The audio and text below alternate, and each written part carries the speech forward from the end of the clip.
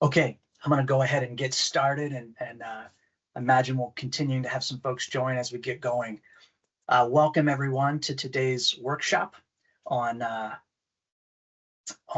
landscape scale monitoring of upland ecosystems using satellite data and climate engine. This is the second of our advanced thematic trainings or workshops. We had one on riparian and wetland areas 2 weeks ago. We have one next week on drought and productivity. And all this follows up on the heels of an introductory seminar that we gave back last June. Originally, these were slated to happen in October, but due to the lapse in appropriations, we had to get those rescheduled. So we're off and running now. Okay, so I want to introduce myself. I'm Tim Asau. I work out of the National Operations Center, where I'm the remote sensing coordinator for the Assessment, Inventory, and Monitoring team, also known as AIM. I coordinate efforts to integrate remote sensing into the AIM program, and we do that a number of ways, including research collaborations, one of which is with Climate Engine. So before we get into that, I just want to take a few minutes to mention how this came about and give a little bit of background on how it fits into our priorities. So the origins of this work go back over 10 years ago, so it's been a while. And it started with Sarah Peterson, who began this work in the Nevada State Office before she went to USGS.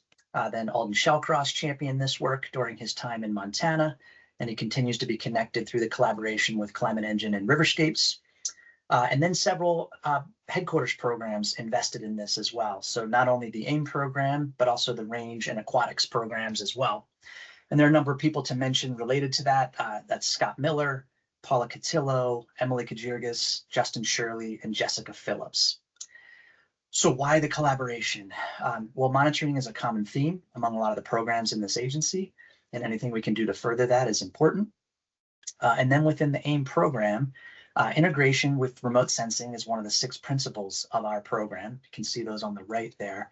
And to achieve that, we have 3 AIM remote sensing priorities.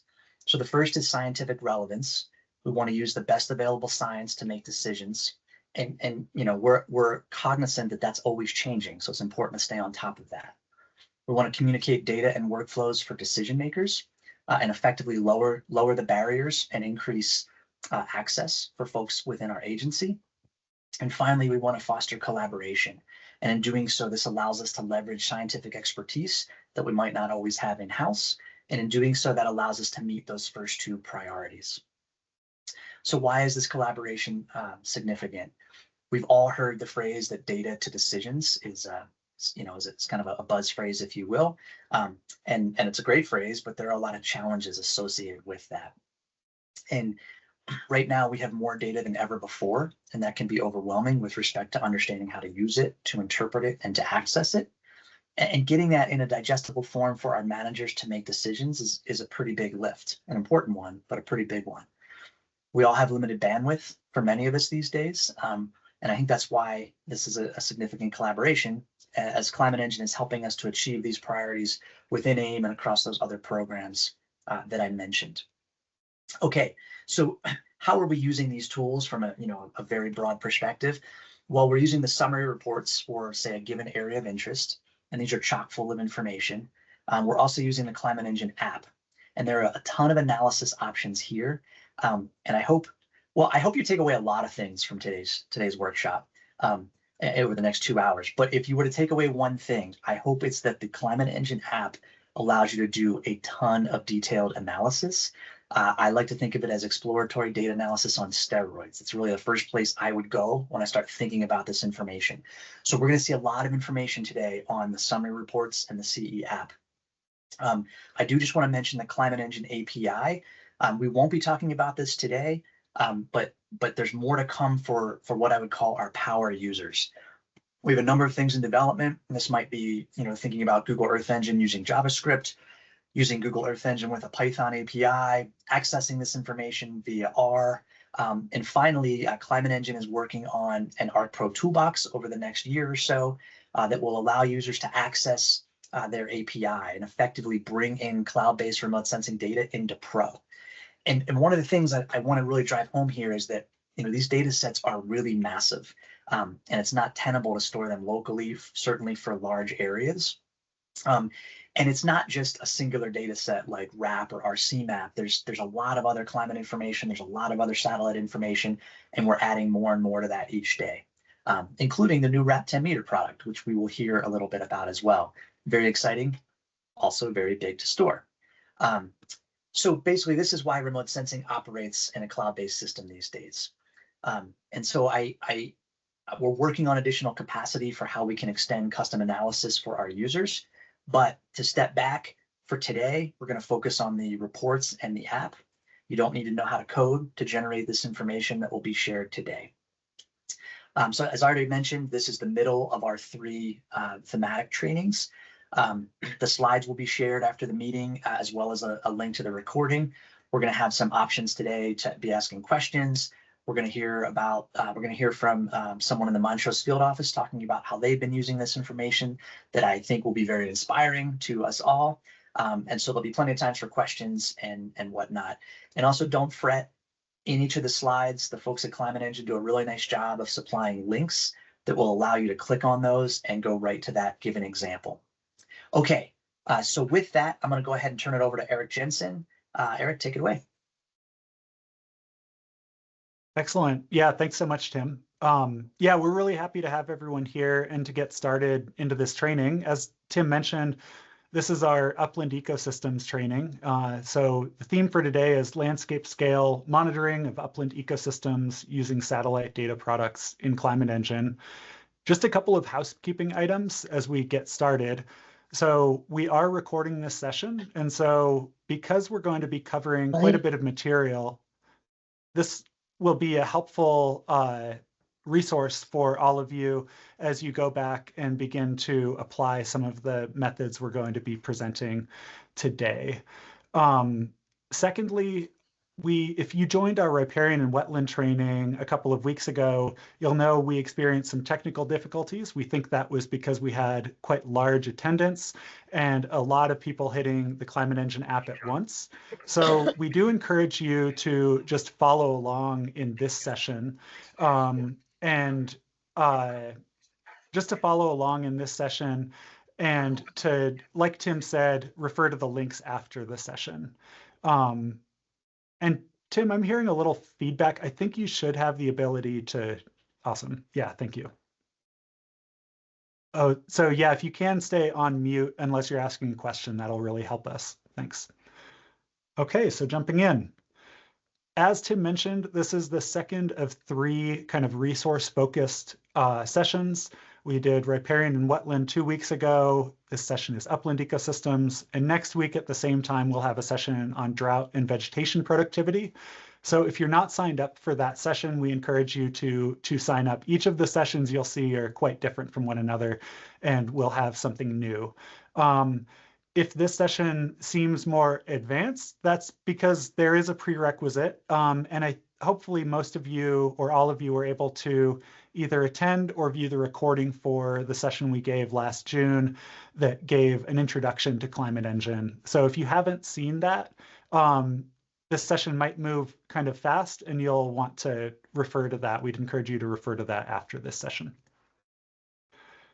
So I want to introduce ourselves. So I'll start. My name is Eric Jensen. I'm a research scientist at the Desert Research Institute. And at DRI, I'm one of the developers of Climate Engine. I lead our work with the Bureau of Land Management, of which this presentation is a part. I also co-lead our work with the National Park Service, so have a particular focus on Department of Interior in general. And my interests really focus on applications of remote sensing in resource management, decision support, and applied research. And I'd like to pass it to my colleague, Kristen O'Shea, who's joining us today to help with this session. So yeah, Kristen. Yeah, thanks, Eric. It's great to meet everyone. I also work on the Climate Engine team at DRI, both supporting the work with the BLM, but then also leading multiple projects with our partners at NOAA. And I really love just jumping in, working on workflows with a lot of our partners and focus a lot on the API. As Tim mentioned, I have a lot of notebooks and different workflows that I've put and made available for people to explore the data more programmatically. And I'm excited to hop in today. Yeah, thanks, Kristen. And Kristen will be leading our session on drought and productivity and next week, and we'll be able to translate a lot of her work with NOAA into that training. So be sure and sign up for that training. So we have 2 hours here today. We're in the introduction right now, and then we'll have about 30 minutes of background and overview, some justification for why satellite monitoring and remote sensing data are important for upland ecosystems. We'll walk through some new functionality that we have in Climate Engine since our previous workshop in June. We'll provide an overview of some core data sets and indicators. And then we're really happy to be joined by Ken Holsinger from the Uncompaghre field office, who's going to give a presentation on some of his applications of fractional vegetation cover products. And that will really lend itself into the second half of this session, which will be focused on the Climate Engine app. So we have 3 demos that we're going to be focused on. The first will be more on our reporting. The second will be assessing invasive annual grass controls and restoration in Oregon. And the third will be related to energy development and reclamation in Wyoming. And we'll have time for question and answer throughout. If you have questions, feel free to throw them in the chat, and it's helpful to have a lively chat going. That was something we've experienced at the first 2 sessions. It's been really, I think, important. Out of this session, we want everyone to walk away with an understanding of core satellite and climate data sets that are most applicable for upland resource monitoring and decision support, to have learned workflows in the Climate Engine web application to analyze status and trend in vegetation using satellite indicators. Really importantly, to gain confidence applying satellite indicators to produce maps and figures for decision documents, resource monitoring activities, and other reporting processes. And then to be able to access the recordings and materials for this session after the training so that you can apply them in your own work going forward. Tim gave a really nice background on Climate Engine. So I'm going to kind of breeze through this. Climate Engine's been around since 2014. It was initially supported through a Google Earth Engine Faculty Research Award. It's important to note Climate Engine is built on top of Google Earth Engine, which is a platform that's really transformed how remote sensing is done as a cloud-based system. Since that initial work, we've really been supported through federal partners. So BLM and NOAA's National Integrated Drought Information System are our 2 most consistent partners in this work. Our focus is on making cloud-based processing for large satellite and climate data sets more accessible, and our core audiences are resource managers and applied researchers. And one of our big focuses is integrating many products in a common tool. Now, one of the difficulties is having to go to many different tools to access different products. And so we do our best to try to reach across these different tools and provide a common platform for analyzing them. And so as Tim mentioned, this work with BLM started practically at the inception of Climate Engine back in 2015 through our state office, work with the Nevada and Montana Dakota state offices. And since then, we've rolled our agreement into a larger national agreement. And we focus on providing tools for the BLM, and we do a lot of co-development with BLM leadership on those tools. We work with BLM to identify priority data sets to integrate into Climate Engine.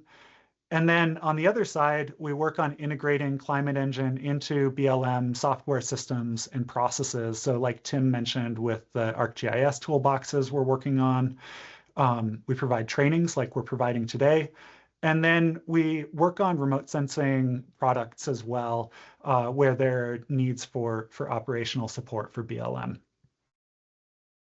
So I want to back up for just a minute and just reflect on some of the policies that BLM has that point at remote sensing data. So Tim mentioned I think they're the priorities for the AIM program and how remote sensing fits into those priorities.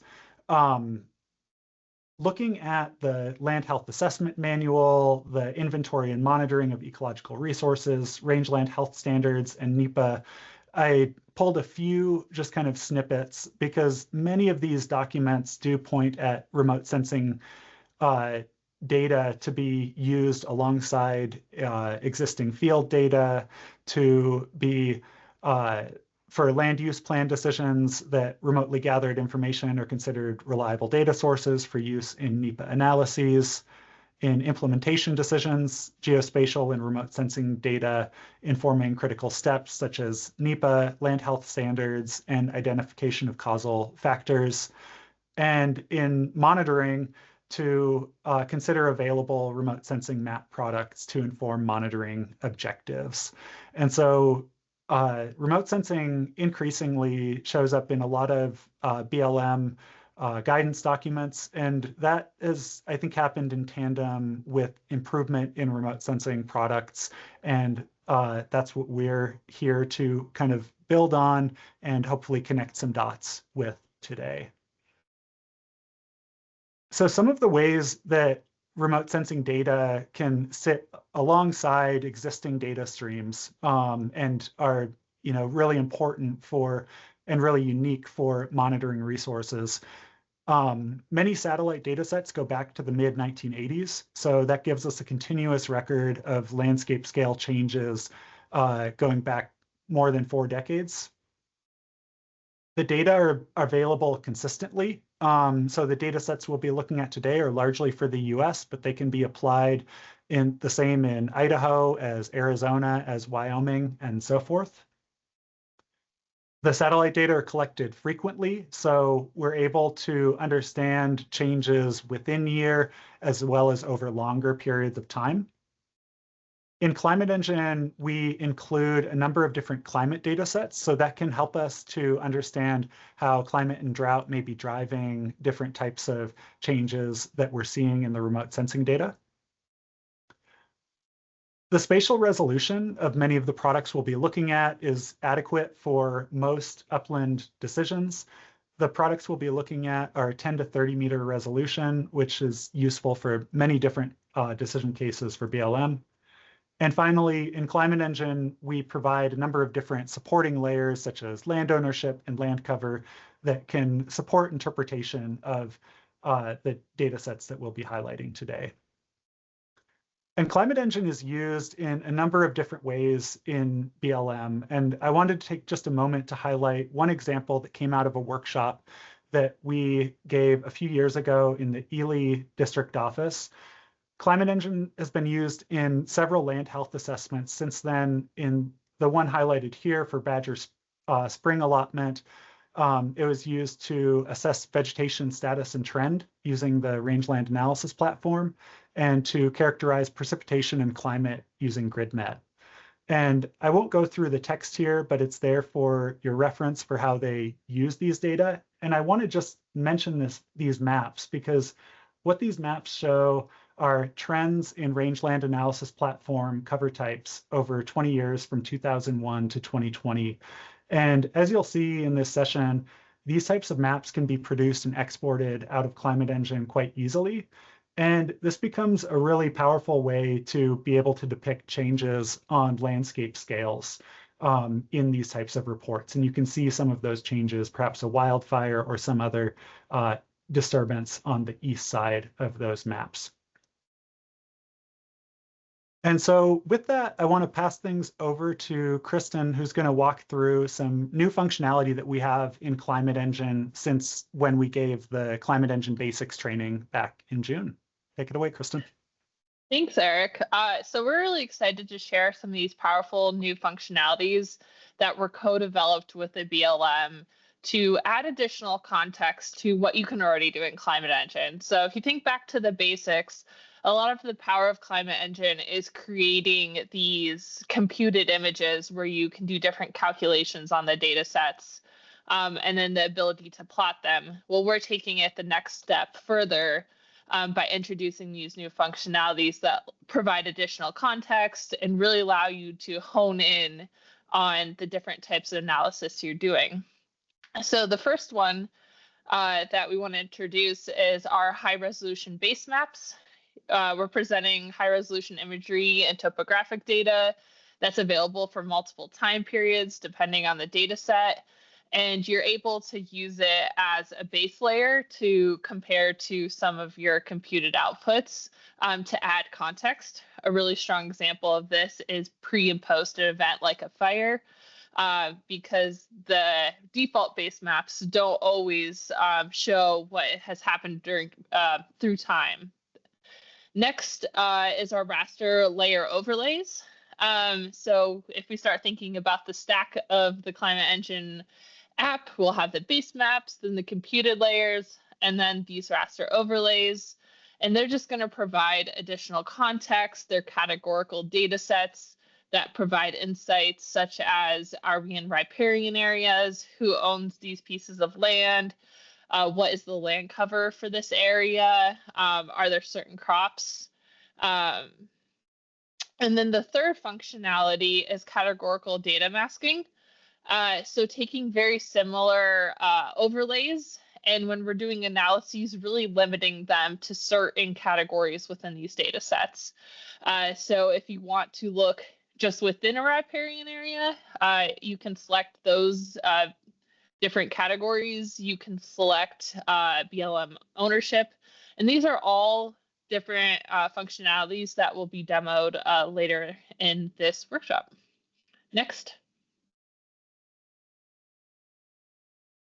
So to orient ourselves before we dive in with the demos, I wanted to share the different layers that are available as base maps. So the first three are going to be NAPE. So these are going to be flown every 2 to 3 years, going back to 2003 for the true color, and then 2013 for including near infrared. And these are going to allow you to provide context, what is going on the land surface and how things are changing. So we calculate both the false color and the NDVI. Next, we have historical imagery. So this allows you to go back even further and identify how the landscape's changing. And then we have some topographic maps and 3-depth slope and hillshade.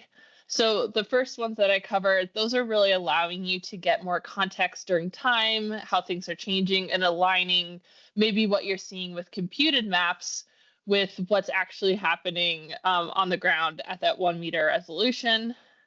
And then the later ones are going to provide context in how the landscape changes and maybe provide insight for what we're seeing. Next. So for those raster overlays that we were talking about, we have multiple different land cover data sets. So the National Land Cover Database, which is a USGS-based product. We have the National Wetland Inventory from the US Fish and Wildlife. The Surface Management Agency layer, that's where you can pick land ownership, with the BLM being one of the options. The Valley Bottom Extraction Tool, this identifies the valley bottoms using different terrain data, and that's created and run by the Riverscapes Consortium.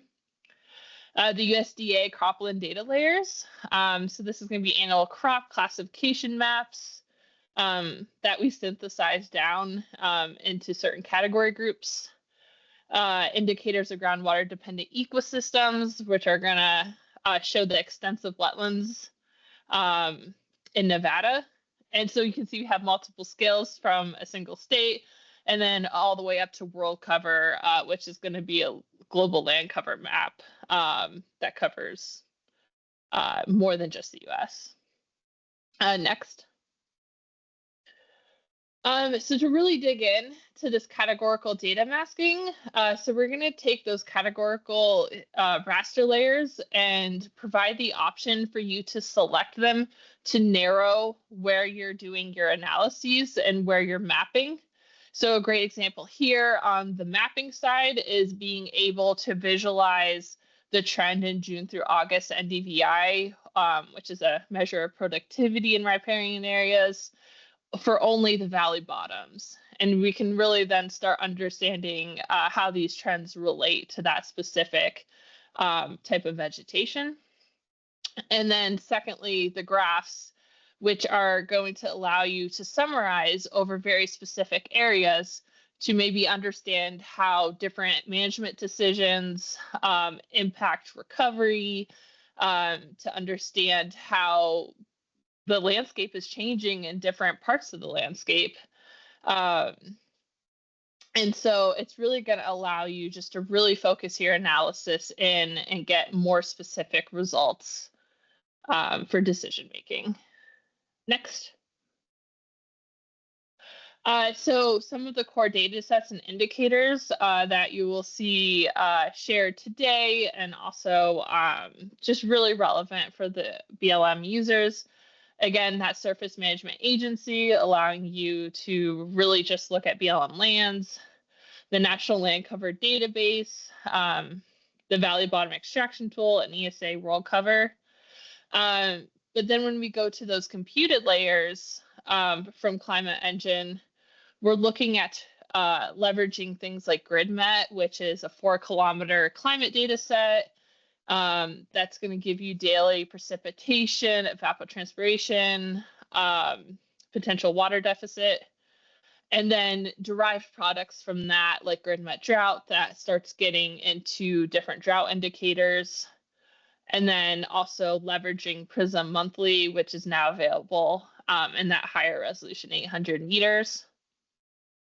And then on the vegetation side of things, really focusing in on these fractional cover data sets, RC map, the RAP 30 and 10 meter, and it's going to be that vegetation cover and production, the real focuses for those variables. Next. So just to visualize and dig in a little bit deeper to exactly how the Surface Management Agency dataset gets into Climate Engine. So this dataset, again, depicts federal land. So we provide different categories that are available, and then we convert that file into raster images at a 10-meter resolution. And then we make sure to update this every 3 months as the BLM layer is updated. And it allows you to compare against other layers, like National Park Service, U.S. Forest Service, things like that. For any of these data sets, when you look at the slide deck, you're going to get links to our documentation pages that are going to allow you to know exactly how we process the data, where we pull it from, what the most recent data is, and any terms of use. Next.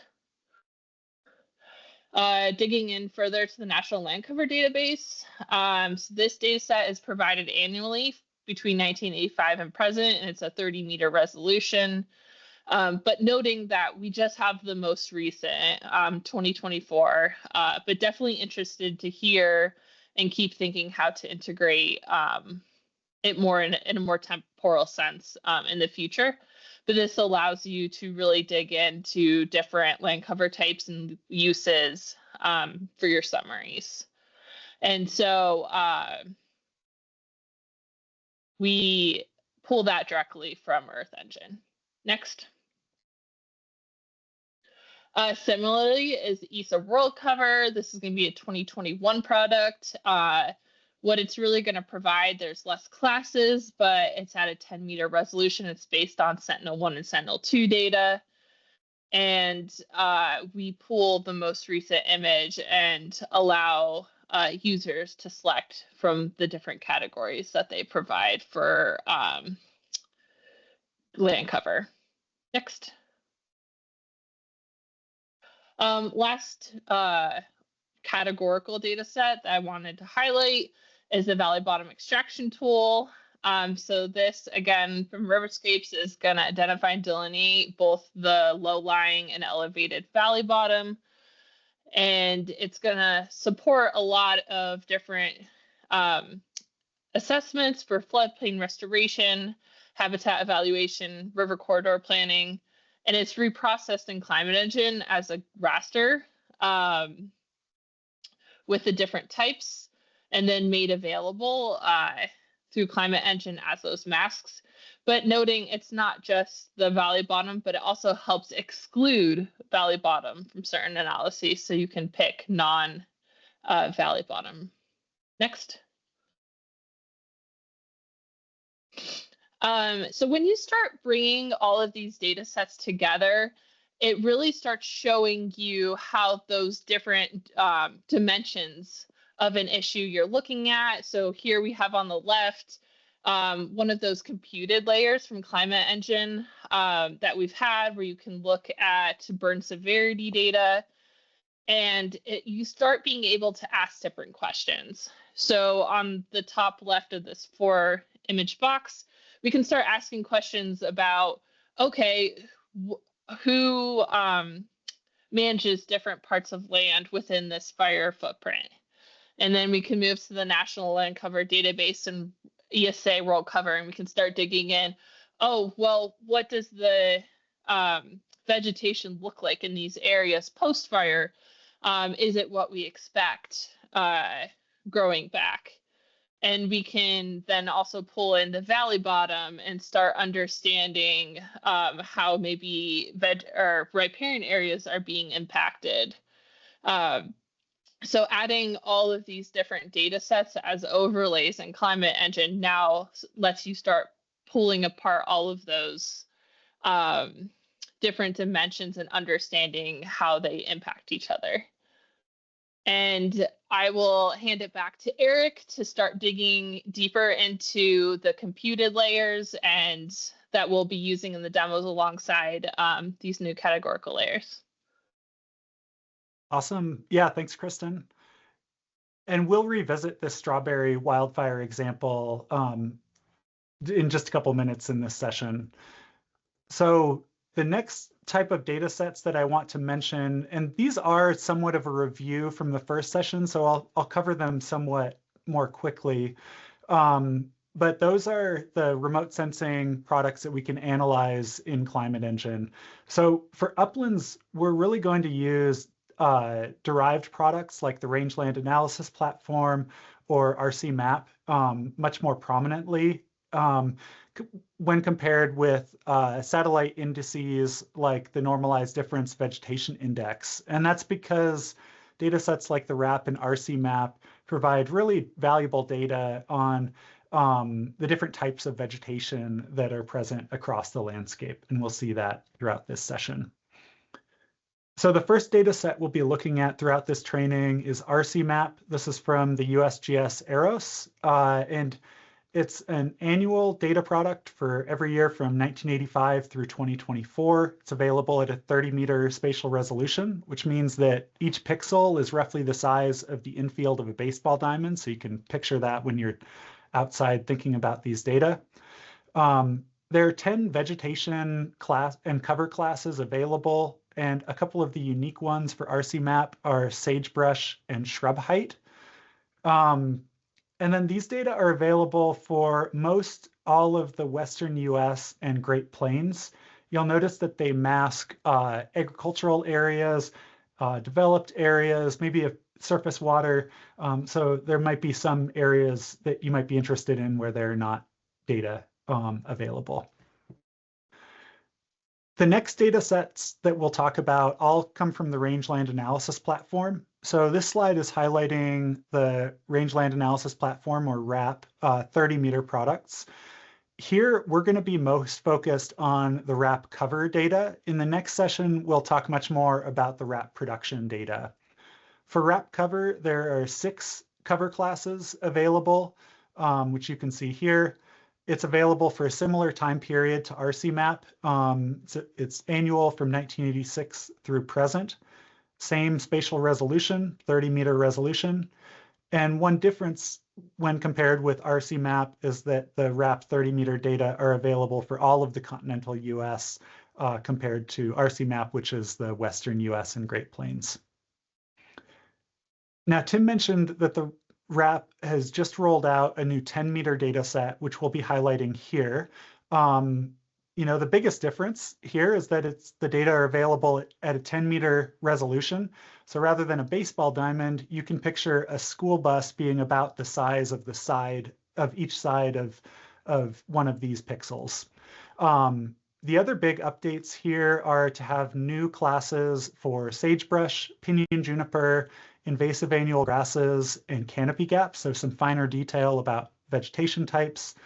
And then there are a couple of the kind of differences between the 30-meter products these are only available since 2018, and they are available for the Western US.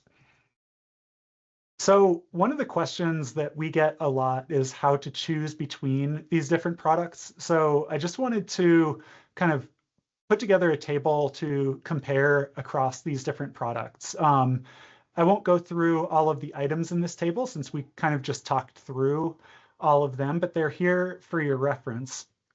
And then as you're trying to think about, well, what data set is most relevant for, what data set should I use for my question?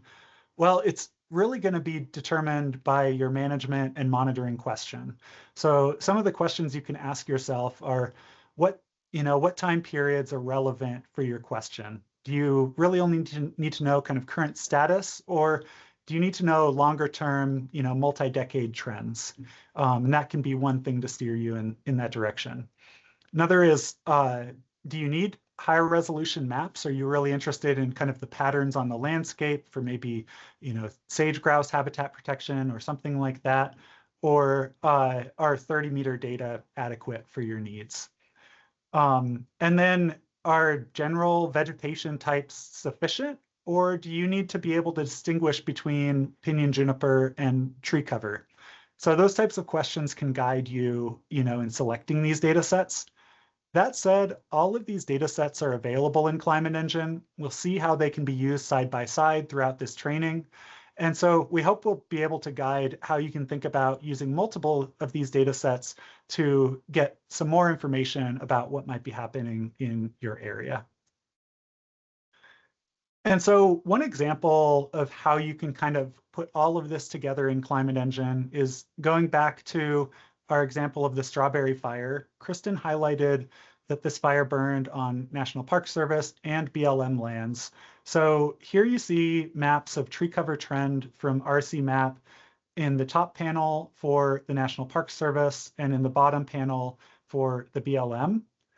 We can then distinctly pull time series of tree cover from this data set for BLM and NPS lands. So we can see that there was, kind of the same impact here, but you can see it kind of uniquely for each of these two land ownership types.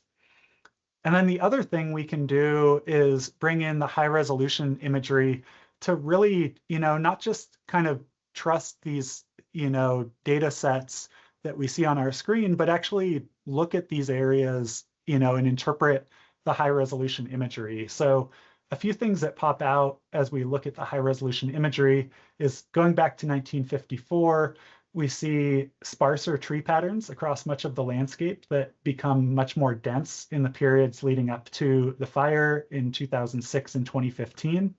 By the time we get to 2017, we can see the effects of the fire. And in 2022, much of that woody material has been removed or fallen down, and we really see the fire scar clearly in that view.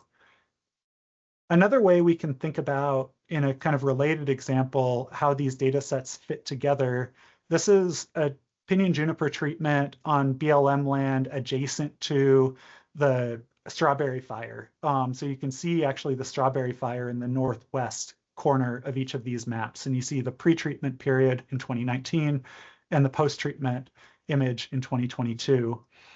Well, we can pull in tree cover data from the RAP 30 meter, both the 30 meter product and the pinyon juniper product. And so when you use these two data sets side by side, you can see, with the longer term 30 meter data, you can get a much better sense of how tree cover changed over this area. And it seems like there was a slight increasing trend in this region prior to the wildfire. And then we can see that both data sets are showing the effect of the treatment. But the other thing we can see is that according to the RAP 10 meter, this area was mostly pinyon juniper. So that can give us some more clarity about the types of trees that are present in this landscape. When we compare RAP and RC map for this area, we can see similar, but in some ways different patterns. So this is tree cover for both RAP and RC map. Both are showing, relatively higher tree cover for the historic period and then the effect of the treatment. But where RAP shows a maybe slight increasing trend in the historic period, I think RC map shows a relatively flat or possibly even downward trend. So this could, kind of help us to, be more careful with the types of conclusions that we're drawing about this area through time. And then the other thing we can look at is, well, following this treatment, what kind of vegetation response did we get? And so this is the RAP 10 meter data for annual forbs and grasses and perennial forbs and grasses. And we can see that after the treatment in 2020, we do see an increase in herbaceous plant cover, and that annuals may be a concern for this area going forward. So those are a few examples of how you can start to use some of these data together in Climate Engine that we'll explore more in our examples. So that comes to the end of and I think we're a few minutes over, Tim, but wanted to hand it to you. I haven't seen anything in the chat, but if there are questions, this would be the time to field them. So yeah, I'll pass it to you, Tim. Thanks, Eric and Kristen, for setting us up on that introduction. And yeah, I don't see any questions right now, which is not necessarily a bad thing because we're running about 10 minutes behind. So we're about to introduce Ken Holsinger. Ken, go ahead and take your same amount of time, but I'll just note that to Eric and Kristen, if you guys can be thinking about that on the back end with a couple of demos, that would be great. So I'm very excited to welcome our next speaker here, who has been thinking about these types of data sets for quite some time. As Eric mentioned earlier, Ken Holsinger is joining us from the Uncompaghre field office, and he's going to give us a couple little vignettes of how he's been using this information. One thing that I think Ken will point out is that these tools weren't available when he put a lot of this together, but I hope you find it inspiring and interesting, and I hope it generates some questions in your mind. So without further ado, Ken, please take it away. Thanks, Tim. Yeah, and as Tim said, a lot of this stuff we started working on before Climate Engine really was known to us. So, but what I think is pretty darn cool is a lot of the things that we came up with at looking at some of this stuff is a lot of the things now that Climate Engine is offering in a much faster and accessible manner than it was to us. So, jumping into it. So I'm going to talk specifically about how we use the remote sensing products in rangeland health assessments, Gunnison sage-grouse habitat assessments, and then one of my more newer and novel approaches is we got a hookless cactus delisted, and we're using the remote sensing products to monitor it in the post-delisting environment. So talking about rangeland health assessments, we use Climate Engine to do the climate section. It simply is faster, easier, better than the way we used to do climate. We use it primarily, the remote sensing products, for trend analysis across all of the major plant functional groups in bare ground. We conduct the landscape level trend using SendSlope. We do that trend analysis on the analysis unit, allotments, subwatersheds, whatever. And something we do that Climate Engine doesn't currently offer up is we also analyze the trend of the surrounding watershed. It gives us context to what may or may not be going on within the analysis unit. We primarily use RAP. We use RC map for sagebrush questions. The other thing we do is we develop an invasive annual grass and forb mapping at the pixel level, taking the 20-year median to sort of identify where on the landscape we do have a lot of invasive annuals. And then it gives us the ability to quantify the acres of those invasive annual weeds. And then we bin it into reference classes based on the indicators of rangeland health process. And then also we do pixel by pixel mapping of the send slope trend. And what this really does is it starts to help us identify where on the landscape things are going in a positive or negative direction, and really starts to help us untangle management issues that may or may not be contributing to those trends we're seeing. And then lastly, we use the RAP fractional cover layers to make predictions about land health outcomes. So again, climate, I take in our climate section, I take directly out of the Climate Engine reports for allotments or whatever your analysis unit is. I simply can't do it better than the way they're hosting it up right now. I really love the water balance time series. As a plant guy, if I see, you know, increasing evaporative demand and declining precipitation, I pretty much have an idea where the vegetation's going from there. And then when you look at it relative to the drought monitor, you really start to get an understanding of where we're headed.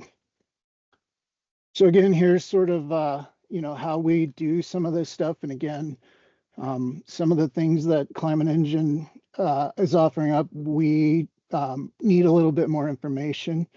So up in the upper left here is our trend analysis for this particular analysis unit. We've got the change over time in the analysis unit, the change over time in the watershed. And then I've also begun starting to show these maps exactly how Climate Engine hosts them in their reports. So there's some similarity when folks start seeing this stuff. This particular analysis unit had a lot of vegetation treatments over time, so we add that to start to untangle what may or may not be happening as a result of some of those vegetation treatments.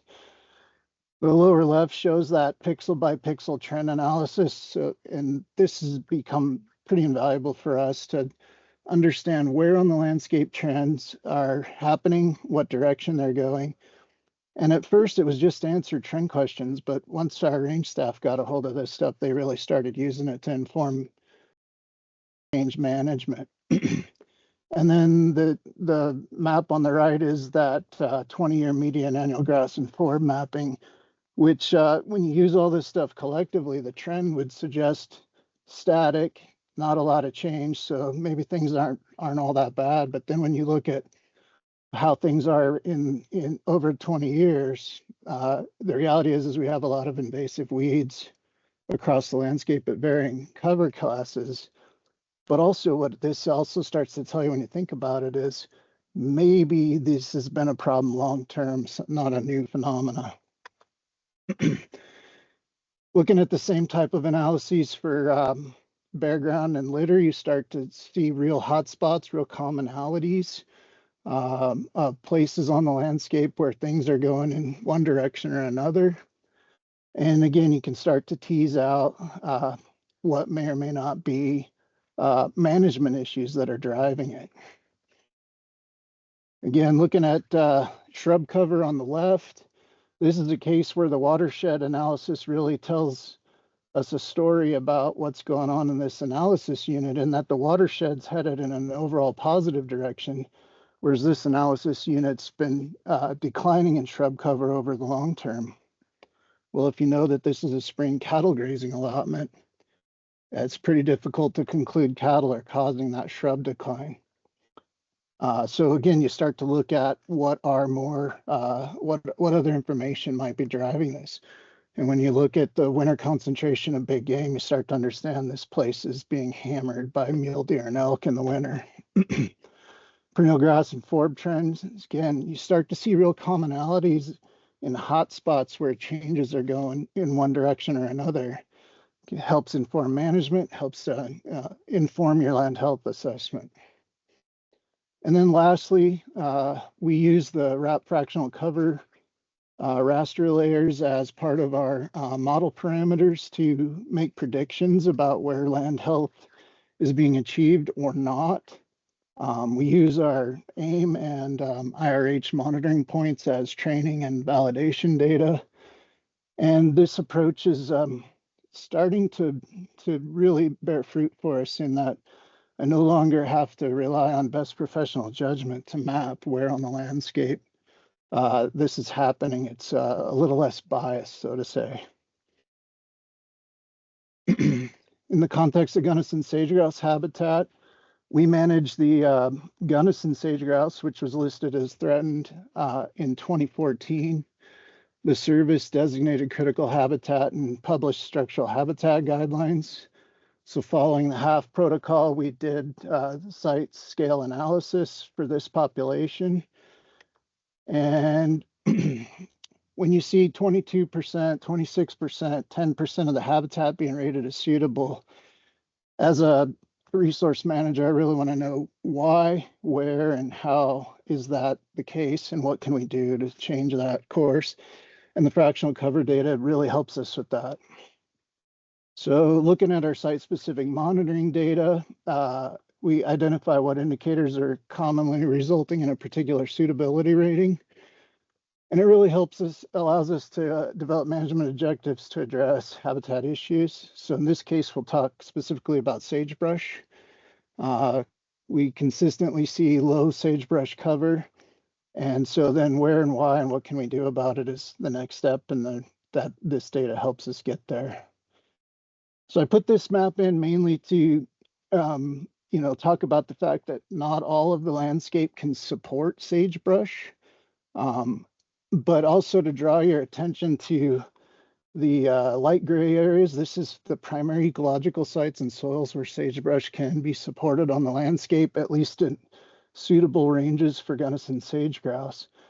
So then again, doing that pixel by pixel trend analysis using wrap shrub cover, you really start to see some widespread declines in shrub cover in this occupied habitat range. And again, this is wrap, so it's all shrubs, not just sagebrush.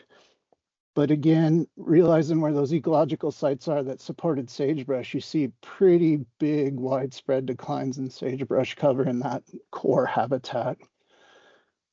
These gray areas that are not really experiencing significant change, these are an ecotone where sagebrush and oak brush and serviceberry intermix.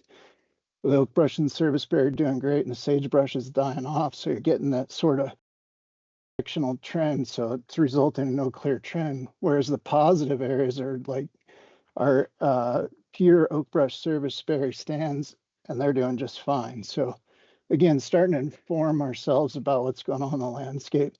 And the photo really shows you what we were seeing out on the landscape. There's just widespread sagebrush die-off that's occurred.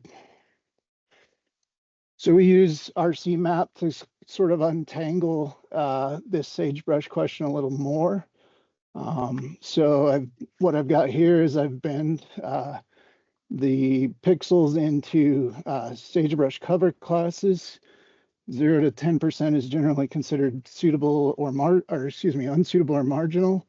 And anything over 10% sagebrush cover is generally considered suitable. And then further bend it by decade. And what we see is that in the 2000s, about 41% of the sagebrush cover existed on the landscape in an unsuitable or marginal cover class, whereas about 59% of the habitat was suitable. Well, today, that's largely flipped. 59% of the habitat sagebrush cover exists in a marginal or unsuitable cover class. And then below, I've put the sage-grouse population trend for this area. And it's remarkable how similar the peak population was tied to, mimics that sagebrush cover class in the histogram above.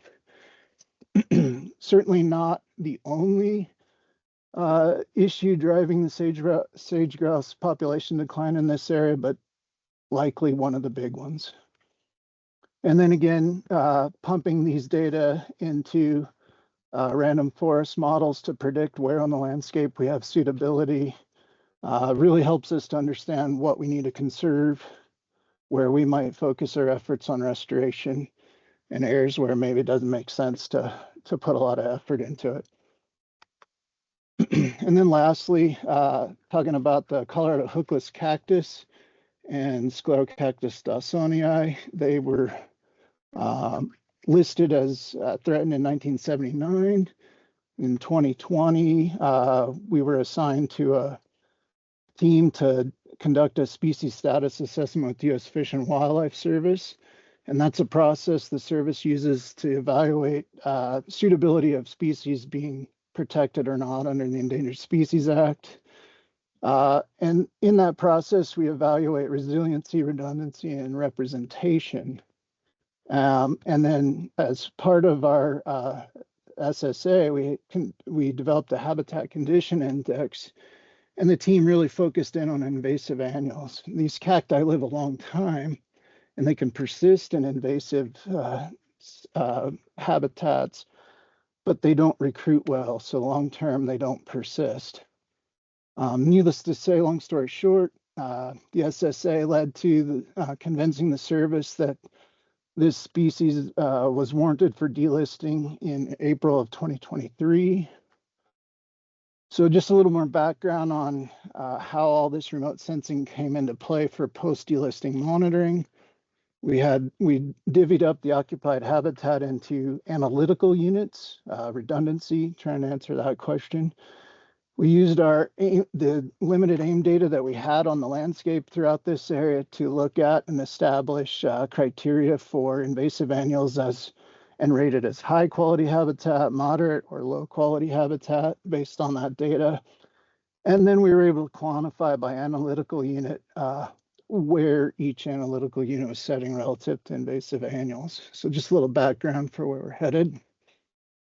So once the service delists the species, there's a post-delisting monitoring plan that's required.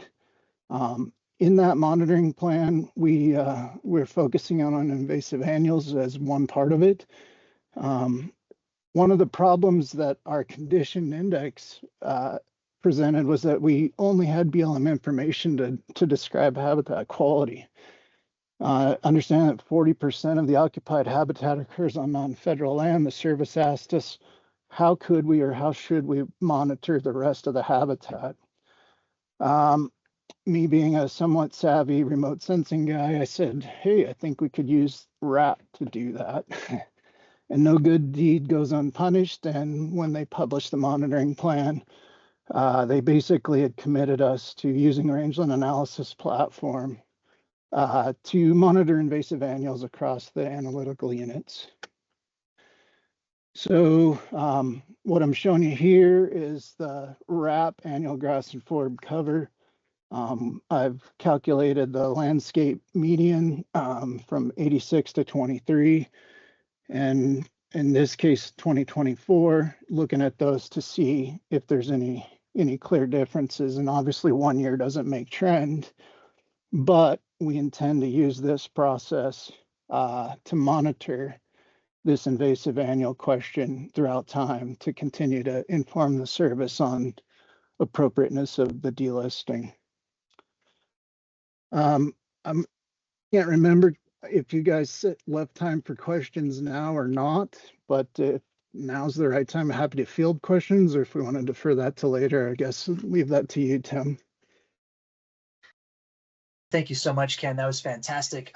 I think we could take a question now if anyone has one. That was a lot of great information that you showed us, Ken. I suspect it might be percolating in a lot of folks' mind.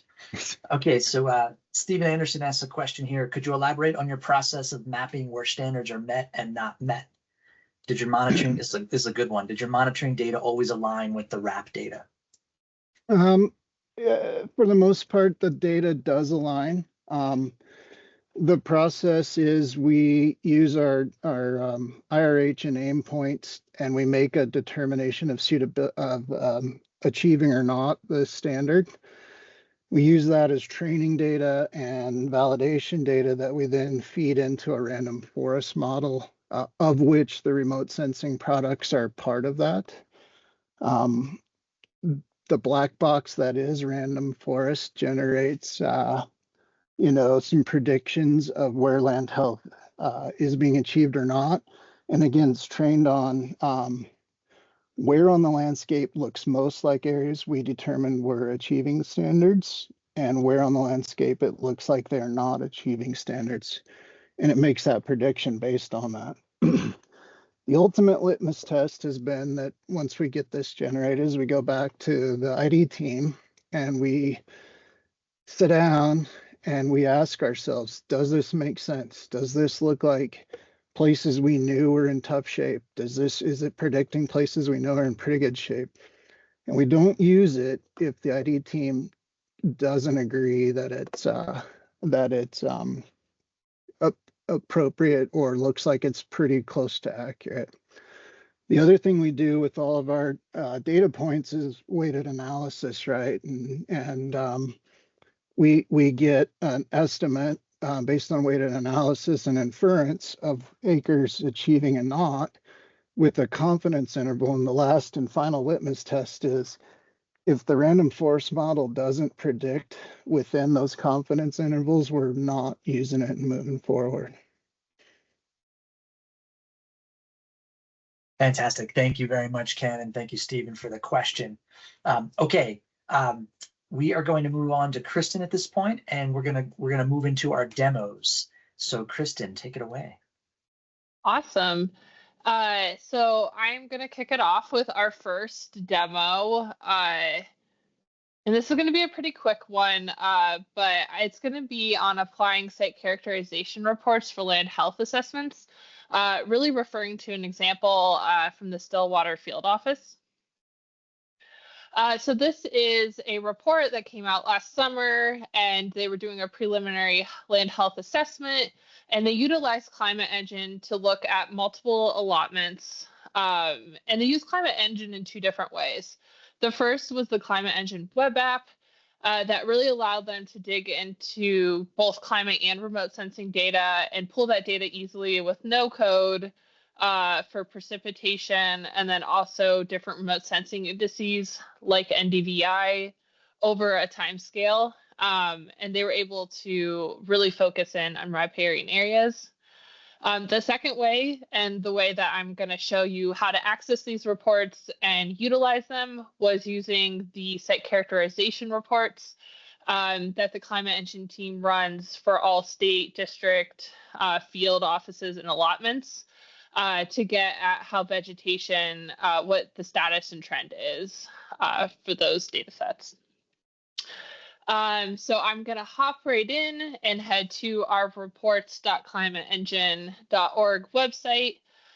So we have a nice little overview about these reports and the three that are available currently here. And then we have a drop down specifically for the site characterization ones. It gives you two options. The first one's generate reports, which I'll come back to in a few minutes.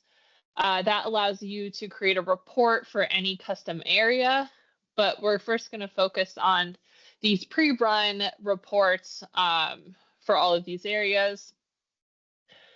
So it's really pretty simple to go through. You're allowed to select the date, since a RAP cover is a yearly data set. We have 2023 and 2024 available. We can then select the state office that we're interested in. And so since these are run for every layer, a new report will show up. I'm then going to go to the Carson City District Office, the Stillwater Field Office, and we are going to look at the Little Huntoon allotment.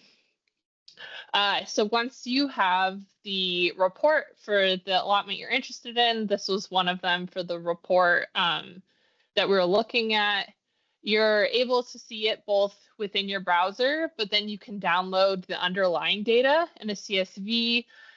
So if you want to do additional analyses or you have some field data that you want to compare and make some figures out of, you can do that. You can also download it as a PNG and PDF. And a quick overview, I have links in the slide deck that we're going to share to access these reports step-by-step in video tutorials, but I wanted to quickly orient you if you haven't utilized this report before. On the left is going to be your current vegetation cover. So you're going to see a map for each here. As you can see on the top right of that bare ground, the areas that are going to get darker are up to 50% bare ground cover per pixel. And then under that, it's going to give some information on when the report was generated, what data sets go into it, and all of those logistics. If we move up to the top right, we're going to see that we do summaries across the allotment for both current conditions, which is 2024. The 2025 report will be created as the data set becomes available, which is probably in the first half of 2026. So we break down by each of the cover types, both the vegetation percent cover per a year and the vegetation production, or not for the current conditions, that's total. If we go to trends, we can see RAP is created from Landsat. So it has that long historical timeline back to 1986. So then we give the changes per year values there. When you go down, we also have vegetation cover time series, very similar, like Ken said, that help you get a handle on how vegetation is trending within that allotment, but then also providing things like the interquartile range to understand the spatial distribution of those values. And then similarly, vegetation production time series. And then lastly, we summarize climate and drought, looking at our water balance time series, and then also some drought time series, letting you know if it was a wet year or a dry year. So if we head back, we can see our first example here is the vegetation and the trend piece of the report. So they summarized the different field data and then also pulled in the trend data from the report to be able to talk about how these different vegetation covers are changing over time and how well they align with other pieces of data that they have available to them. And then similarly, under the production piece of the report, using the second line of trends up here, they are showing that you're seeing both gains in annual and perennial grasses over time, and looking at how those align with these different time series. So I have a step-by-step article here on, they were doing this analysis, but there was a unallotted area that they wanted to be able to provide these insights for. So Climate Engine, as I said before, allows you to generate custom reports. We have this simple UI where you can select priority regions that are pre-added. So we have HUCs, herd management areas.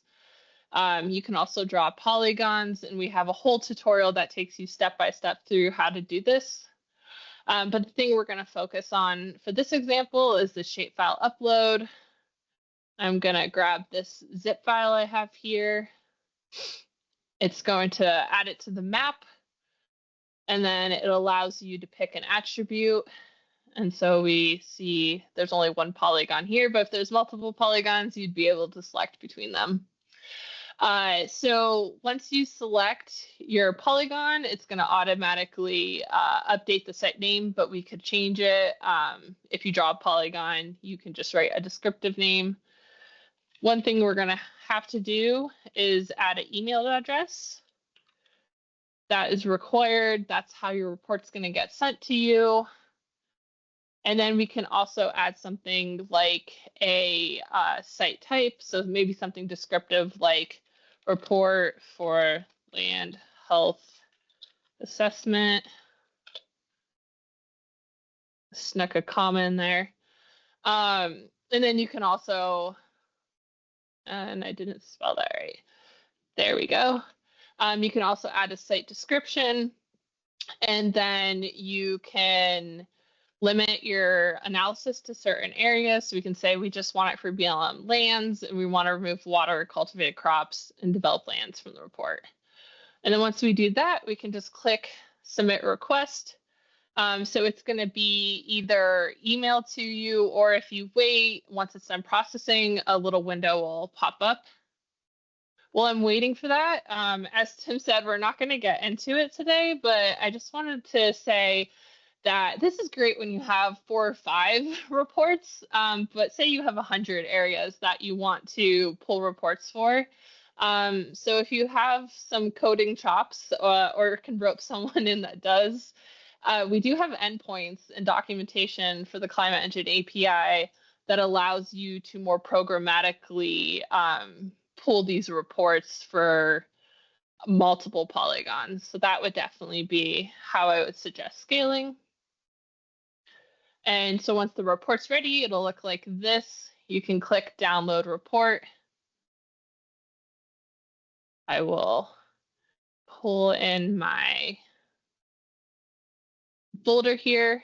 And so we can see that you get all of the CSVs for the time series, the individual images, and the reports themselves. Lastly, I just wanted to highlight another way to move between the Climate Engine app and the reports. It's probably our least publicized functionality, but it's actually super useful. So we have the option to look at feature summaries. So there's these pre-calculated zonal statistics for areas like allotments, and be able to look at trends over time and spatially between them. So if we click on this link that we have in the presentation,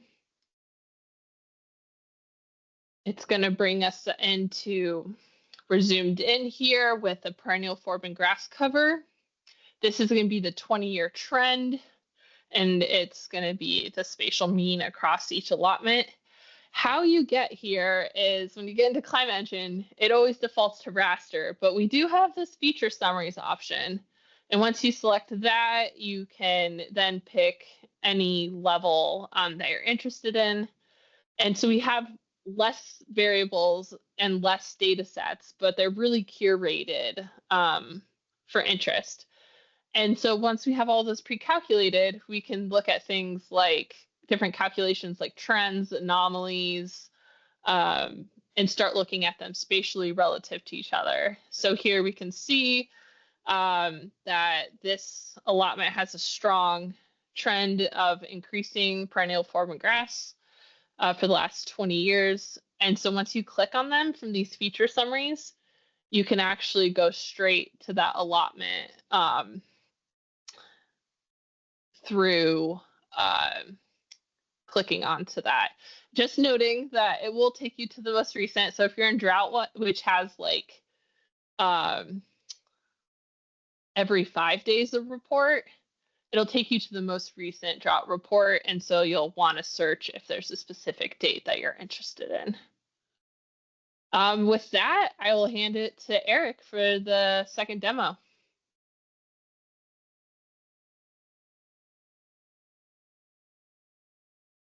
All right, let me come back to life here. Thanks, Tim, Kristen. do you want to open things up a little bit and see Yeah, I was just saying, while questions? Eric's getting set up there, I might just mention, thanks a lot, Kristen. We just made up some time, so we're just running about 6 minutes behind at this point, Eric.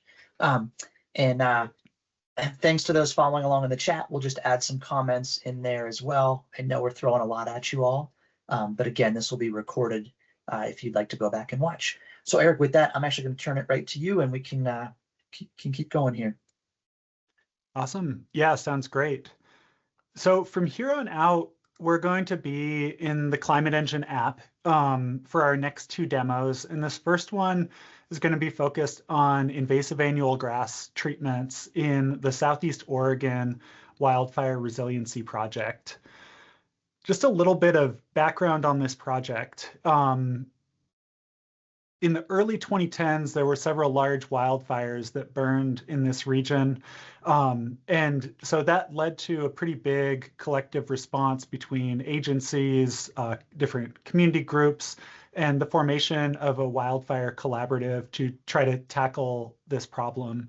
It was pretty widely recognized that the wildfire risk had increased as a result of invasive annual grass or annual grass invasions, which led to an increase in fuels. And so this group was meant to kind of address that that threat at a landscape scale. Beginning in the late 2010s, this Stinking Water Mountains project, which the Stinking Water Mountains, just a really colorful, wonderful name, was started to come into focus. And this group was able to go after funds to do some fuels treatments after the Oregon Senate passed extensive funding for wildfire preparedness, of which this group was able to get some of that funding. And that resulted in the ability to start to apply broad-scale treatments of cheatgrass and Medusa head that are quite conspicuous in the satellite data. And so that's what we're going to be focusing on here in this demo. In particular, this kind of info box inset kind of window shows you the area we'll be focusing on. These are called the South Pasture treatments, which were applied in 2022. I am at this point going to jump into the app, but I do just want to highlight, we're going to share the slides after this session. And so you'll be able to find links and information on everything I'm going to show in the app. So we'll have some background maps, and then we'll have some examples from the pre-restoration period. There are more links here than I'll show in the demo. And then we'll assess restoration outcomes for this area in a couple of different ways. Again, these kind of references are for your reference to review later. So with that, I'm going to jump into the app.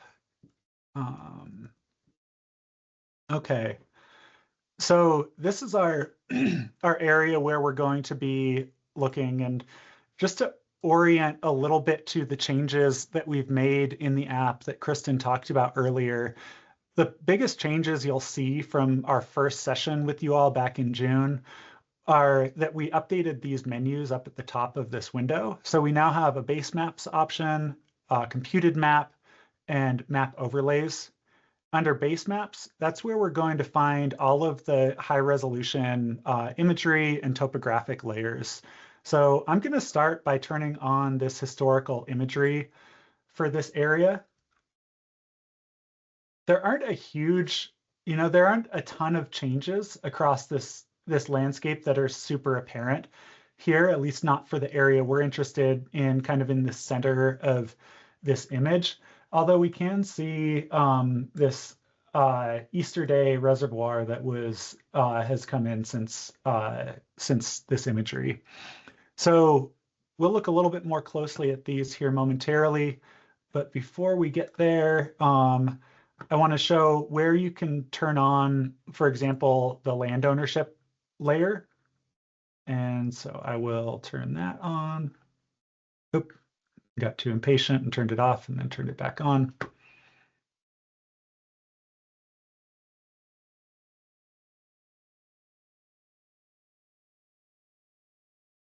Let me toggle back. Okay.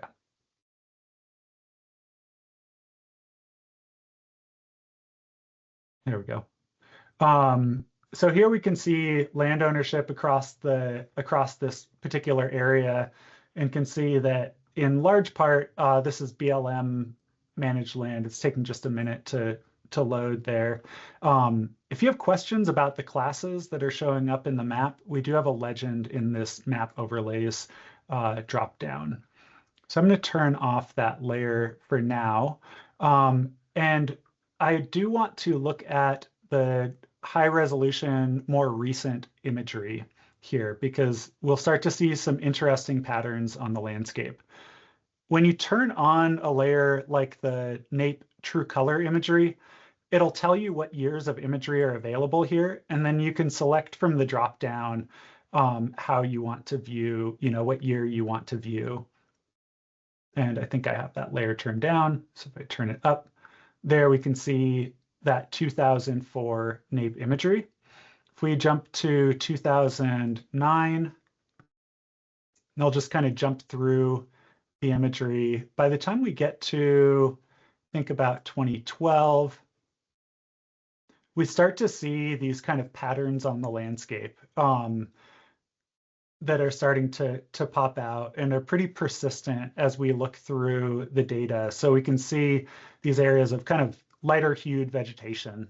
We want to be a little careful interpreting NAPE because it's collected at different times of the year and different years, but these are pretty persistent patterns that we're seeing throughout the time period. So it's pretty likely there's some sort of change happening there.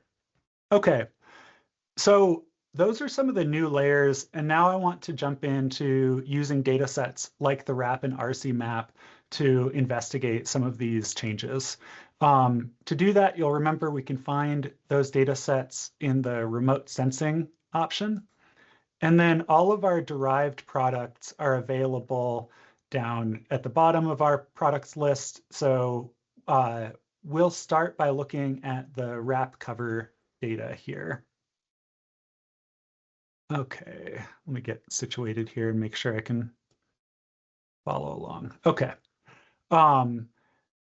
What I want to do first is look at annual forb and grass cover during the pre-restoration period. So I'm going to create a map of average annual forb and grass cover. So I select average conditions here from the calculation dropdown. And I'm going to take a 3-year period. That's pretty helpful to do with data sets like this, like the RAP, because especially with annual forbs and grasses, they can vary quite a bit from year to year. So taking a 3-year average gives you a better picture of kind of how extensive these different vegetation types are on the landscape.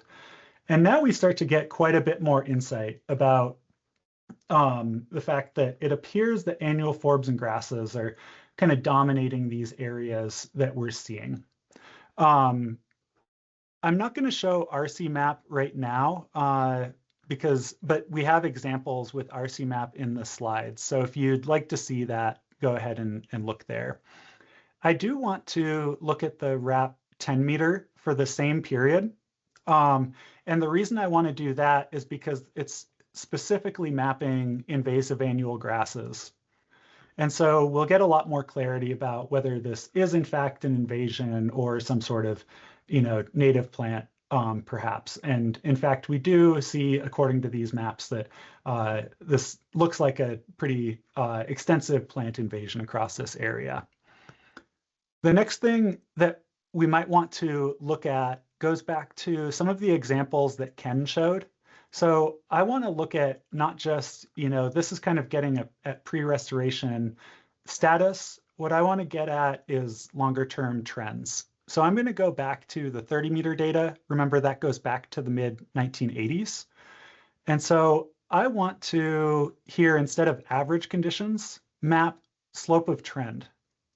And I'm going to select the entire period of record prior to the treatments in 2022.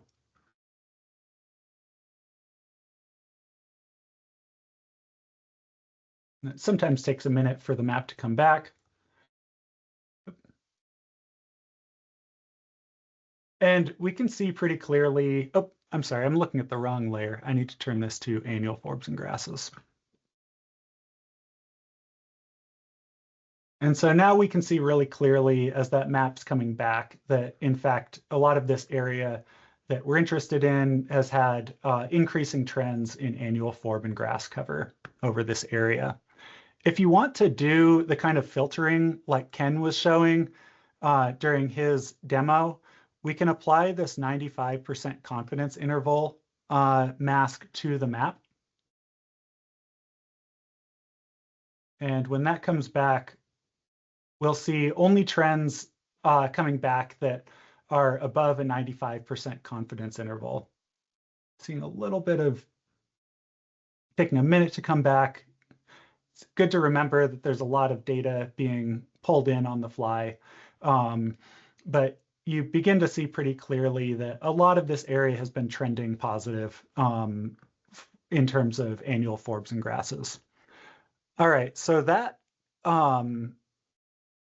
is what I want to show, I think, for the period. I do have another link for a time series figure in the slides. So I will just open that up and I'll show how to create a similar time series figure for the post-restoration period.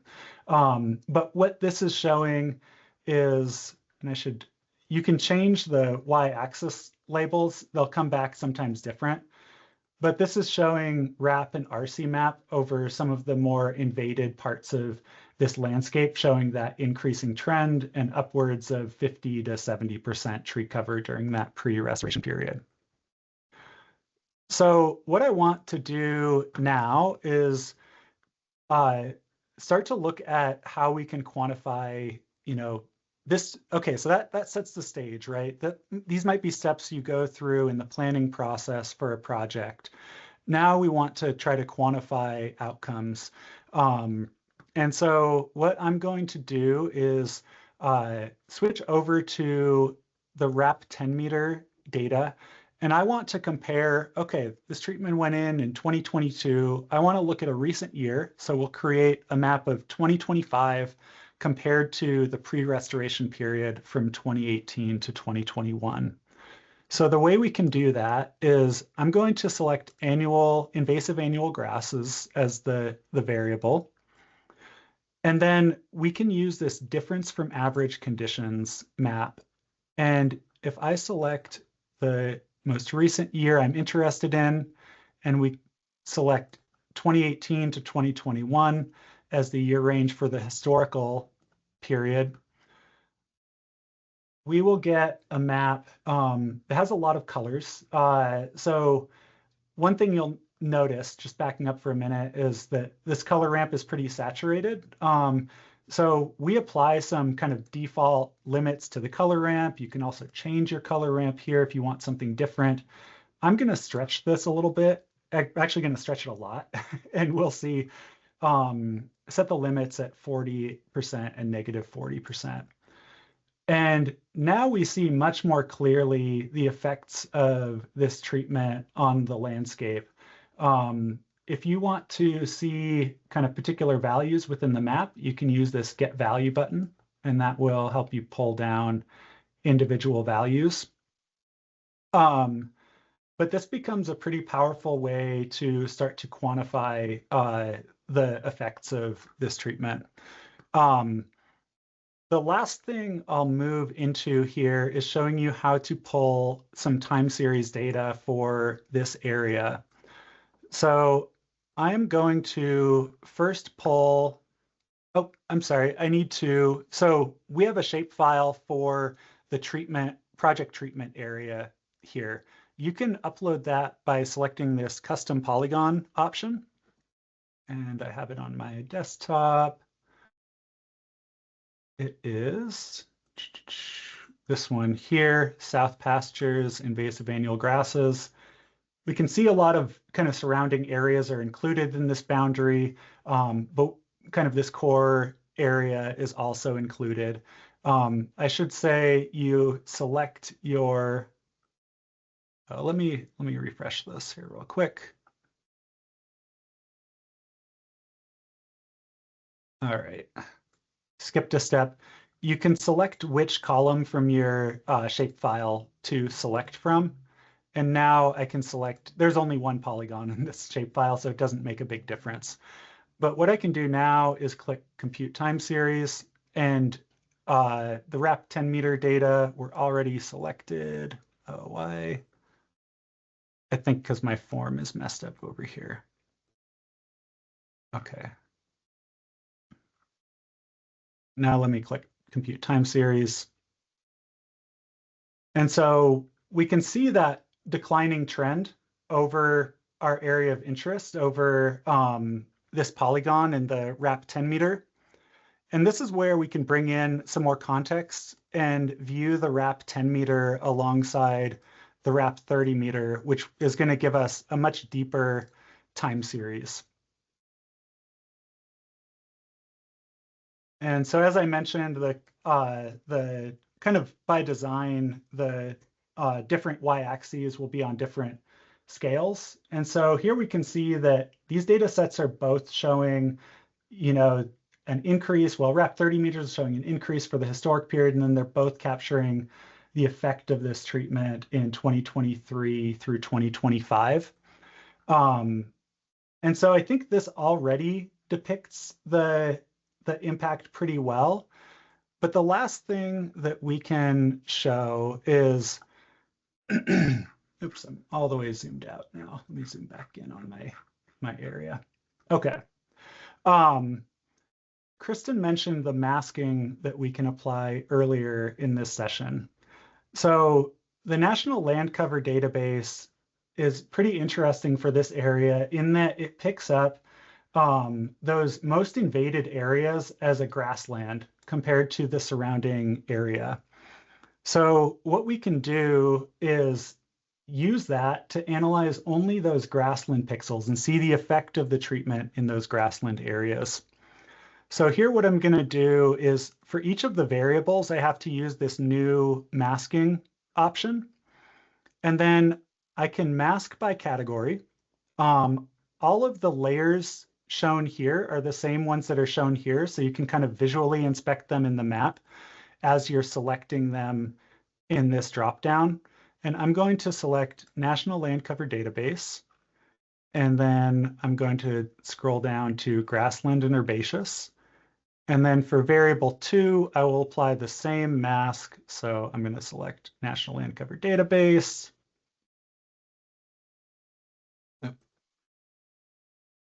And go down to grassland and herbaceous, click compute time series. And now we get a pretty dramatic map back. We can really clearly see by focusing on that most invaded area how severe that invasion was, with upwards of 50 to 70% cover mapped over that kind of peak period. And then we can see a pretty promising decline after this treatment. And so as you can see, we've gone through how you can kind of characterize the pre-restoration period for the planning process, and then different ways that we can kind of focus our analysis on the portions of the landscape we're interested in for characterizing outcomes of restoration. So that's what I have for this. Again, we have links for most of the figures created here. A couple of them, we have some limitations on the types of links you can create, but hopefully this will be enough to walk you through how to perform this type of analysis elsewhere. And with that, yeah, I think we have time to see if there are a couple questions.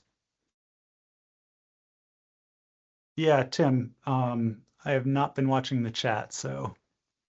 That's okay. Yeah, it's mostly me throwing out comments as you guys are talking. So I know sometimes there's a lot to take in, and we don't always want to, ask questions in front of others. There'll be more opportunities for that with smaller groups. We'll talk about that toward the end.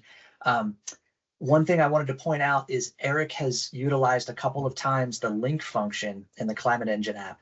And that's where you can generate an analysis, you can generate a link, and then you could share that link with someone. And as long as they're registered for the Climate Engine app, once they sign in, it'll open up that same analysis. So really pretty powerful if you want to collate a bunch of things to then show a coworker or something like that for a meeting.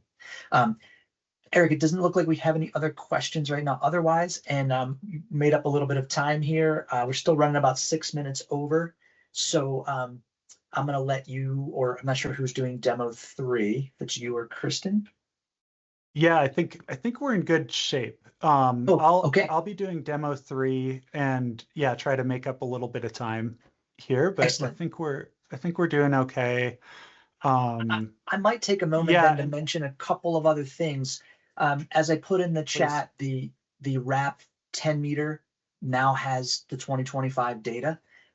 We expect that to come out for the 30 meter in sometime next month. Our CMAP usually produces that data around the same time, although that's a little bit subject to change, especially this year, as some things are a little bit abnormal, but that'll be coming out very soon. I think Eric made a really nice example there, how he showed how you could contextualize the RAP 10 meter data with the RAP 30 meter data.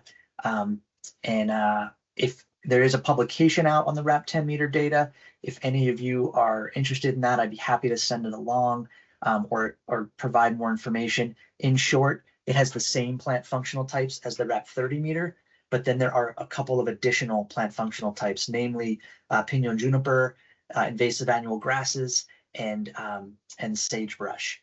So that product goes from 2018 through present. In the immediate future, both of those will continue to be generated for both of them. And so obviously pros and cons to both.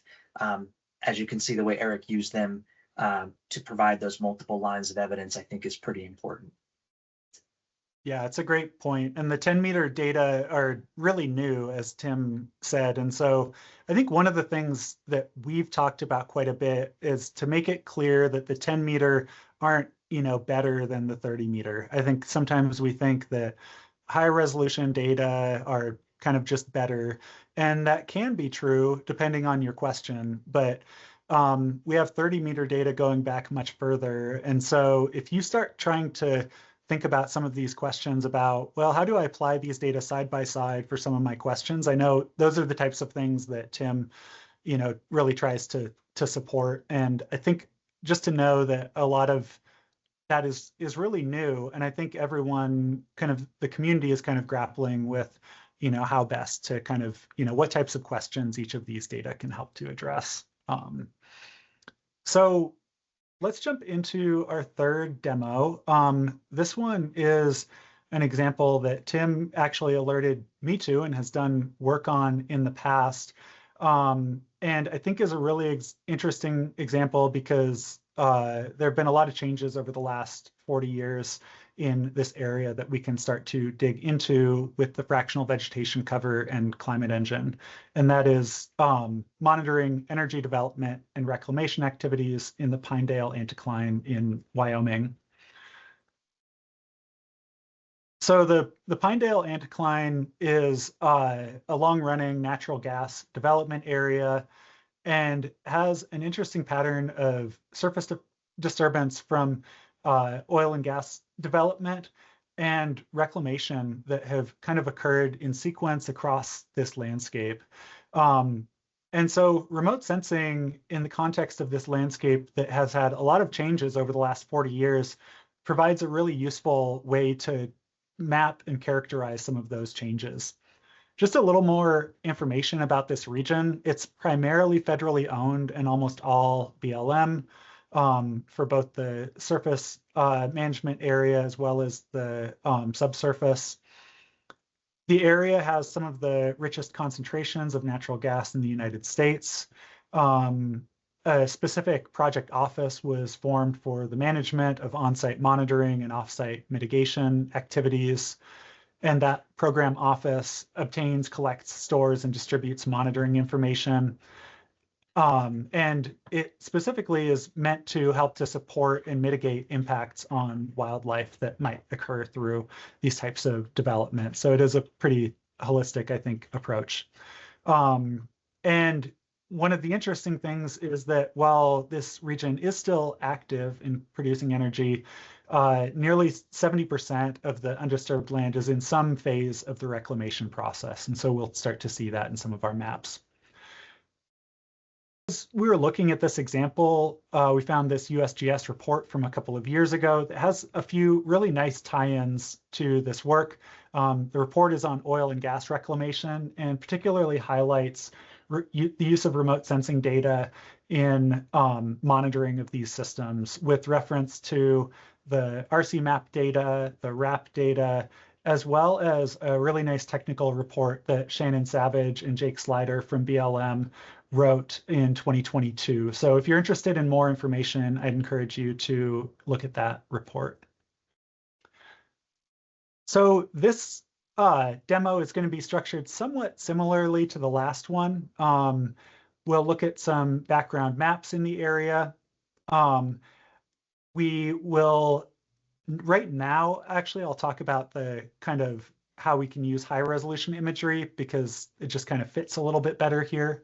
And so I was interested in looking at, one particular development area in this area. And so looking at the recent imagery, we can see in 2009, this was relatively undisturbed. There's a road running through it. By 2012, we start to see some of the initial development. In 2015, the development is scaled quite a bit, and there appears to be some staging of equipment and different activities happening.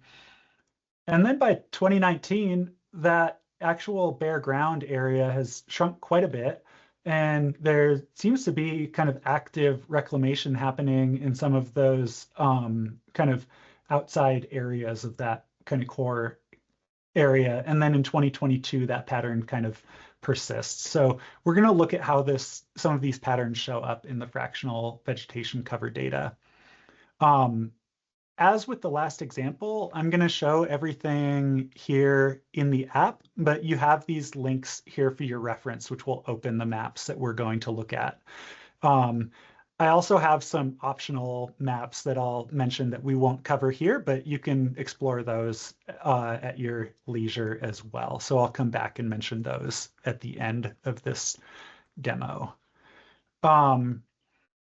So going back to the Climate Engine app, I'm going to zoom in on this area southwest of the Wind River Range, which is an incredibly beautiful area, and kind of southwest of Pinedale and Boulder here.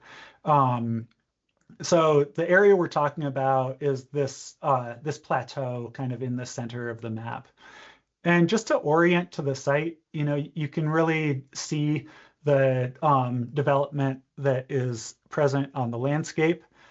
We do have in the historic imagery, we do capture that pre-development period.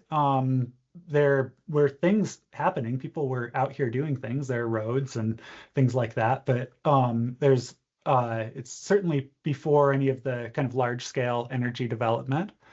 And then just to kind of look at the land ownership, I think I mentioned it's mostly BLM land. But if we take a look at this area, we'll see that it is, in fact, mostly BLM land, kind of surrounded by private with a couple of inholdings of state land there as well. All right, I'm going to turn off that layer for now. And so I want to start by looking at how some of this looks in the fractional vegetation cover data. And in particular here, we're going to home in on the bare ground data. So I'm going to first create a map of RC map bare ground over this area. So again, going to remote sensing and selecting RC map and then selecting bare ground as the variable. I'm going to create an average map like I did before, but this time over just the most recent 3 years in the data. And so pretty immediately when we look at the data, we'll see a couple of things pop out. First off, this data set is picking up this bare ground pretty well. But I mentioned earlier that NLCD does map developed areas, or I'm sorry, RC map does mask developed areas. And so we're seeing some holes in the data for this particular use case. So we won't be using RC map quite as much in this example, and will instead defer to RAP in this case. So I'm going to create the same map with wrap and select 2022 through 2024 as the period I'm interested in. And we can see pretty clearly that this image, that the wrap is capturing these developed areas pretty well with the bare ground data. And so that's, I think, encouraging for us going forward, that we can use bare ground to kind of characterize the pattern of development. What I want to do now is see kind of how this has changed through time. So we can do that by creating a trend map over the period of record. So I'm going to select slope of trend as the calculation. And we're just going to do the entire period of record here, 1986 through 2024. And now we can see that these more developed areas are really popping out in the bare ground trend map. Now, this is a product that, you know, might be pretty useful in other processes. You might be interested in just mapping, you know, the extent of some of these bare ground areas, or areas that have kind of, you know, become more bare through time.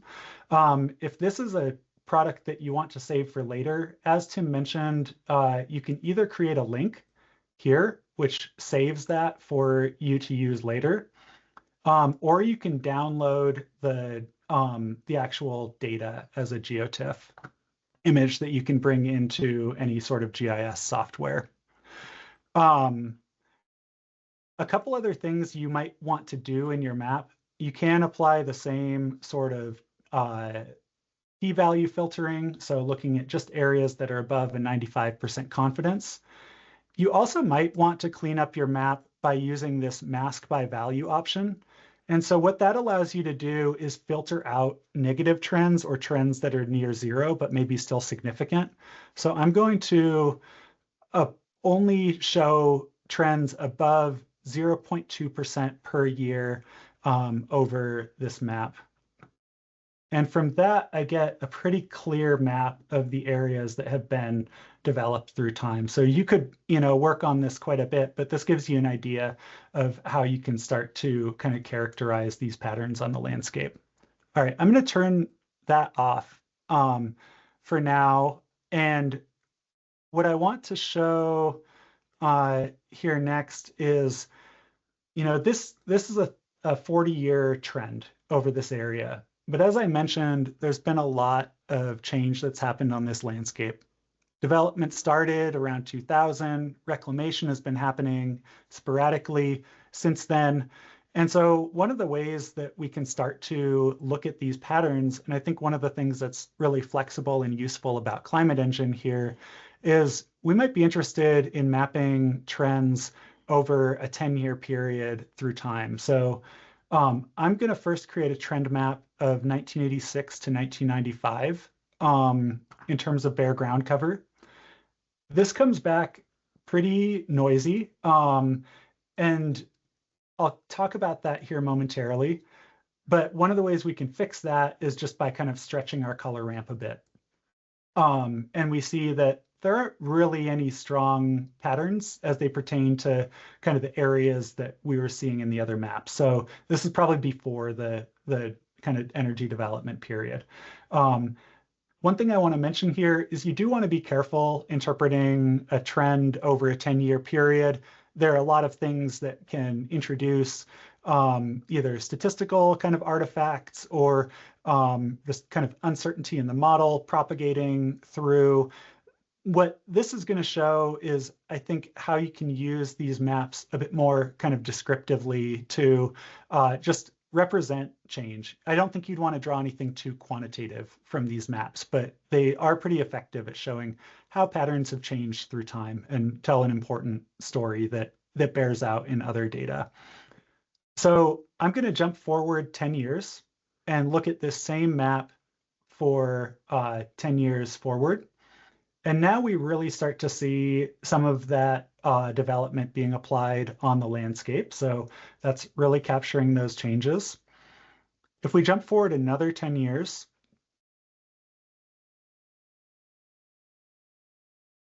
we can see that things there's some new development happening, but there is also these kind of really obvious negative trends in bare ground cover that are probably the result of reclamation. And if we jump forward to the last 10 years, 2015 through 2024, we'll see that there's very little new pad development and more reclamation happening across the landscape. So I think these maps show at a landscape scale some pretty important stories that are playing out on the landscape that would be difficult to tell outside of using satellite data like the RAP. The last thing I want to highlight here is in that area that I showed in the example before, kind of showing how some of these patterns play out on the landscape. We can pull time series data over this area by just drawing a polygon. So I'm going to draw a polygon here in just kind of this core kind of bare ground area and pull RAP bare ground data over the period of record. And we see the bare ground really spike around 2015. So that was probably when this well pad went in. Oops. If I then move that over to this reclaimed area, we see bare ground spike and then decline to actually below the levels prior to the development over that area. And if we just move it over to this adjacent area, we see that, you know, the values bounce around quite a bit, but there's not any real kind of clear direction. This also shows why you should be careful drawing trends over a 10-year period. If you drew a trend between 1997 and 2006 for this area, it would be a really positive trend when that is quite a bit of noise playing out in general. Now, if you want to analyze these areas side by side, you can actually have multiple regions, and that will hopefully return data. This was pushing the limits of what we can do in Earth Engine. Oh, that worked really nicely. So I'm actually going to add one more polygon here. And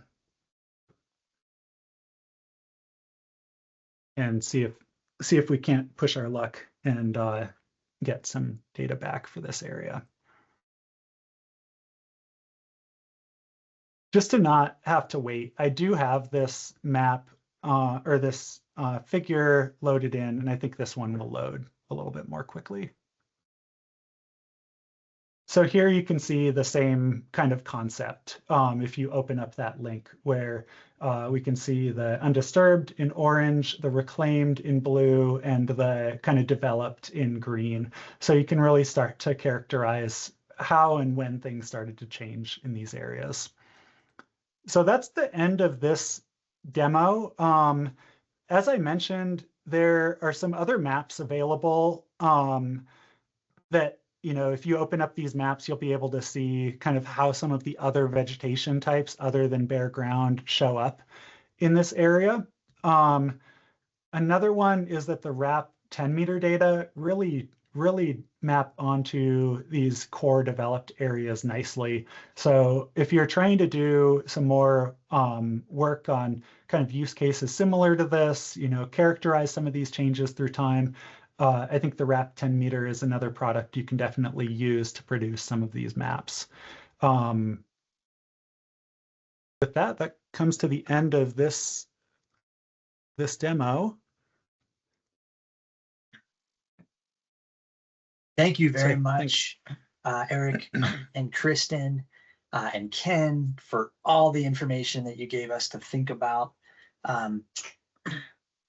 We have a couple minutes here that we can intertwine with wrap up as well as some questions. There's been a number of things being stated in the chat, just some additional nuances and more information for anyone that's interested. Then doing so, Eric, I know there's a couple of sort of a couple of things that we need to announce and tidy up. First and foremost, the recording for this will be, actually, Eric, maybe you have these in the slides. I'm going to turn it over to you because I don't want to screw you up here. Yeah, I can Yeah, hop Kristen, do you in. want to? Yeah, Thanks, just some Kristen. quick closing things. So we will follow up. The recording will be emailed to you, and we'll follow up with the link to the slides.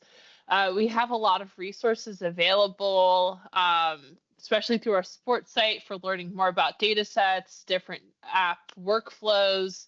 A lot of the articles that we linked here for specific things like creating custom reports or certain types of charts. We have a lot of those documented on our websites. We also have Eric puts together YouTube videos that are very useful in walking you through. So if you're more of a visual learner, feel free to check all of those out. We have a Substack blog that we're starting to try to collect all of this information and make it available through articles there. And you can follow in LinkedIn for any new updates.